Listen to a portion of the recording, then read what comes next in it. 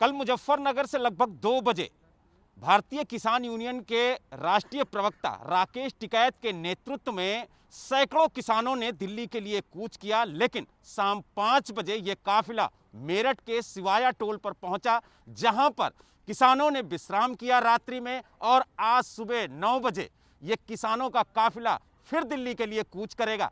लेकिन हम आपको सबसे पहले दिखाएंगे कि आखिरकार पूरी रात किसानों ने कैसे बिताई। तो आप देख सकते हैं ये जो ट्रैक्टर ट्रॉली खड़ी हुई है, इसके ऊपर पन्नी लगाया और पूरी रात किसान इसी पन्नी के नीचे बैठे रहे और अब सुबह वो कूच करने की तैयारी कर रहे हैं, क्योंकि आप देख सकते हैं कि जो ट्रैक्टर ट्रॉली है वो तैयार की जा रही है, क्योंकि अभी कुछ ही देर में इनको दिल्ली के लिए निकलना है। लेकिन हमारे साथ कई किसान मौजूद हैं, उनसे जानने की कोशिश करेंगे कि आखिरकार उनकी क्या मांगे हैं, बिल में कौन सी ऐसी बातें हैं जो उन्हें नागवार गुजर रही है, वो किसान विरोधी है। सबसे पहले हम किसानों से ही बात करेंगे और जानने की कोशिश करेंगे।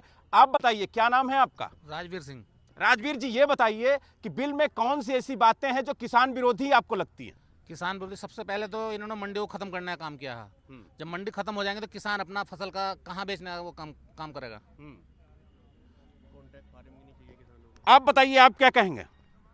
देखिए जी, जो किसान लंबे समय से आंदोलित है और 3 कानून जो सरकार ने पास करे उनका विरोध लंबे समय से चल रहा है। प्रधानमंत्री किसानों से बात करने को तैयार नहीं। जब से प्रधानमंत्री मोदी बने हैं हम आपसे वो 3 बिल जानना चाहेंगे। वो 3 बिल कौन से हैं जिनका आप लोग विरोध कर रहे हैं? मंडी बिल हो गया आपका, कॉन्ट्रैक्ट फार्मिंग हो गई। इन बिलों के विरोध में किसान लगातार आंदोलन। तीसरा कौन सा बिल? जी नहीं मालूम।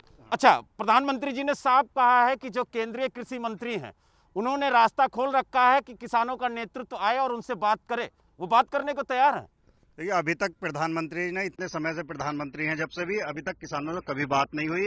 अब जब लगातार आंदोलन चल रहे हैं, अब 3 तारीख दी जा रही। 3 तारीख का ही क्या मतलब होता है? आज भी बुला कर बात कर सकते हैं, तारीख पे तारीख। आप बताइए, आप क्या कहेंगे? उस बिल में कौन सी ऐसी बात है जो आप लोगों को नागवार गुजर रही? इस बिल में किसान की मूल्य लागत नहीं मिल पा रही।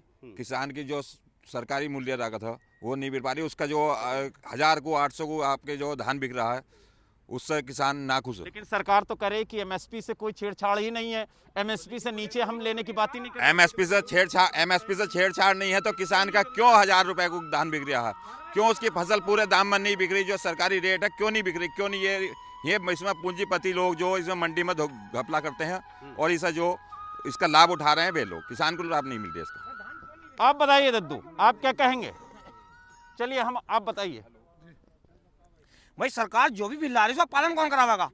सरकार क्या पालन करा रही है? आज हमारी धान जो 1100 रुपए को बिक रहा है, सरकार क्यों नहीं कार्रवाई कर रही उन लोगों के खिलाफ? 1100 रुपए का बिक रहा है, गन्ने का भुगतान नहीं हो रहा, हमारा कोई रेट गन्ने का नहीं दे रही सरकार। और प्रधानमंत्री जी किसानों से क्यों नहीं बात करते? विदेश में तो बात करेंगे, अपने यहाँ के किसानों से बात नहीं करने के। किसान देश का पेट पाल रहे हैं खरीद की कोई गारंटी नहीं है। और क्यों नहीं बात करते प्रधानमंत्री? आप बताइए क्या कह रहे हैं? हमारी फसलों की खरीद की कोई गारंटी नहीं है। आज धान के रेट देखो, 1000 और 1100 रुपए में 600 रुपए के नुकसान, 600-700 रुपए के नुकसान में किसान बिचौलियों के हाथ अपनी फसल बेचने को मजबूर है। मोदी जी पहले भारत के ऐसे प्रधानमंत्री हैं जो मंचों से केवल और केवल झूठ बोलते हैं। यानी जो किसान है उनका साफ तौर से कहना है कि बिचौलियों के बीच में फंस रहा है किसान, लेकिन सरकार तो कह रही है कि हम बिचौलियों को खत्म कर रहे हैं। बिचौलियों को खत्म करने की बात सरकार कर रही है। जिस समय ये काले कानून लागू हुए थे उस समय भी किसानों के धरना प्रदर्शन हुए थे। अब ये कह रहे हैं कि हम बात करने के लिए तैयार हैं। उस समय क्या समस्या थी और ये कह रहे हैं कि हम बात करेंगे। भाई, अगर किसान के हित में ये कानून लागू कर रहे थे तो एक बार पक्ष विपक्ष को बैठा के उस पर चर्चा करते, जो किसान प्रतिनिधि हैं उनसे वार्ता करते उस संबंध में। अब ये आप बात करने के पक्ष में हैं? बात करने के पक्ष में तो किसान हमेशा से रहता है। अगर सरकार नहीं मानती तो जिस भाषा में वो बात करती है उस भाषा में बात करना किसान को आता है। इस बिल में एक प्रावधान और है, बताइए कि जो किसान है वो इस बिल का कोई भी विरोध कर, जैसे अगर कोई कॉन्ट्रैक्ट फार्मिंग करता है तो अगर वो कॉन्ट्रैक्ट फार्मिंग पे जो व्यापारी हमसे कॉन्ट्रैक्ट ले रहा है अगर वो अपना झूठा हो जाए तो उसमें हम कोर्ट में नहीं जा सकते।